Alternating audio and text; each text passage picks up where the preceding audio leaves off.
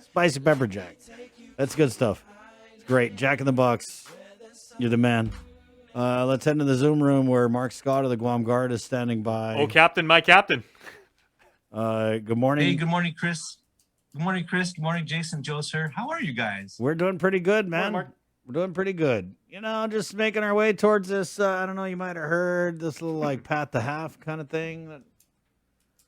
Never heard of it. Could you explain the whole thing? Oh Lord, you need a nut graph. are we, We're trying to vaccinate half of our adult population, and I hear we're just a couple thousand shots away from doing that. Mark, just wanted to get you on to kind of detail the Guard's effort as we anticipate reaching the pat the half within the next few days. So where are we at with you guys? How can people go get vaccinated?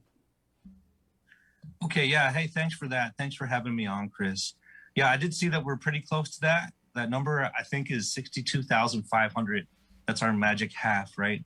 And I know that because of that, we can start doing things like, looking at lifting restrictions and returning to some kind of normalcy. So that's everyone's goal, to do it safely. I think we all want that. We all need that. And we're pretty close. So in order to help make that happen, yes, please come down to the UOG Fieldhouse with your appointment in hand. Today's the first day we're going to roll out the J3, Johnson Johnson, Triple J, whatever they're calling it. And it's going to be a little bit different today because there's going to be a choice. For those of you who show up today and you want to get your dose one, of course, if you're 16 or 17 years old, you're going to get Pfizer. But for anyone 18 years and above, let them know your choice. I want Moderna or I want Johnson Johnson, because we're going to have both in stock. We have 200 doses of the Johnson & Johnson available on hand. So let them know until we have supplies, until supplies last, you have that choice. And then let's get this thing done. Let's get this path to half and let's get things reopened up. So please go down to, there's a link. It's a bit.ly link. You can find it all over the place. It's in the JIC release. It's on the Guam Guard social media pages. Just go there, and it takes about 5 minutes to make your appointment. Come on down and get vaccinated, and let's go. Right on. That was his pitch, guys. Yeah, Mark, can I just ask, because I mean, like, I've always had immense reverence for the military, right? And for you guys, it's almost, I mean, I don't want to oversimplify it, but you're like, okay, we were given a mission. It's our job. It's in our nature. It's what we train for. We're going to get this thing done. But for people that are still kind of like on the fence, even though statistically we're so close, and they were like, I don't know if I want to get it. I'm a little bit hesitant and everything like that. Why is this good for the community, and why is the process and the ability, the way that you guys have been able to streamline getting your shot, giving people information, reassuring them that they're doing the right thing for our community? Like, why is it good that they make an appointment, show up, and get their shot? Yeah, Jason. So the general idea is that we take care of each other here. It's not just the National Guard that serves people. We've got public health in there. We've got all kind of volunteers from AmeriCorps. We've got nurses from DOE. We got people that come on their day off because they all know that this is we call it in FMALIC. We call it looking out for each other. We call it kind of basic common decency. And we understand, of course, if you have concerns, if you're not convinced, if you're in a demographic that has a certain amount of risk, no one's here to judge you. If you want to do more research, we're not going to judge you. We understand. We have people in the Guard too who have their hesitancy, and that's fine, right? But if you've already decided that the vaccine is something that you want to get, then for those of you, we say, come on down, make your appointment, get online, register on Eventbrite, and let's help keep each other safe. Let's do what we can to protect our family and move on with our lives.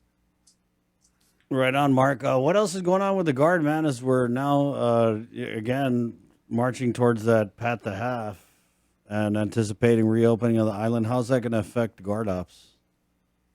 Well, so you guys may not have heard as much about it because of course the disease and the vaccination efforts dominate the headlines. But we've had a lot of stuff going on this whole time. We've had deployments going out and coming back. We've had training cycles. We've had other missions. For example, our Sec 4 mission that defends the THAAD site, the air missile defense site up in Jigo. They're about to have a changeover. There's a new batch ready to take over. We got about, I want to say 20 to 30 troops training right now here on Guam for the first time in 10 years. It's called ALC, their Advanced Leaders Course. It's going to enable them to go from sergeant to staff sergeant. So we're excited about that. They're out there in the swamps at Port Beach getting all muddy and training. We just have a lot of stuff going on, guys. We have 2 units from the Air Guard that are deployed. We're still continuing with our readiness requirements and always being ready, always being there. So there's not going to be much change to our operations. We are going to be able to recall everyone who's been on COVID duty and get them caught up with their readiness requirements. But, we haven't stopped, you guys. We've still been going strong during this pandemic, and we're going to continue to do so. Right on. Mark, thanks for your time this morning. All right, guys. Thanks for having me on. You guys take care and stay safe. Thank you. Right on. We'll see you. Mark Scott of the Guam Guard. Right. Good morning. 9:52. Break time. We'll be back with Cover Me, brought to you by our friends at Burger King, where it is a Whopper Wednesday. Yep. Go to any Burger King. My favorite's Agotnia.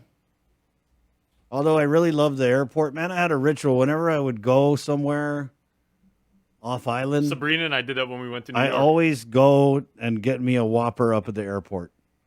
Especially because these airlines, now they're like too cheap to serve you any food. So I fill up on a Whopper. So when I travel, my favorite Burger King is the one at the airport. But Agotnia Burger King, go in there, buy a Whopper. Just say, I love the Whopper. I'm shamelessly biased towards Tumon and everything, so I love my Oh yeah, my Tumon Burger Tumon, King. not bad. The drive-through is fantastic. Yep. So you just get a Whopper. You say, I love the Whopper. Say, Huguaizaha Whopper. They're going to give you another Whopper for free. And you know what? If you are going through the Tumon drive-through and everything,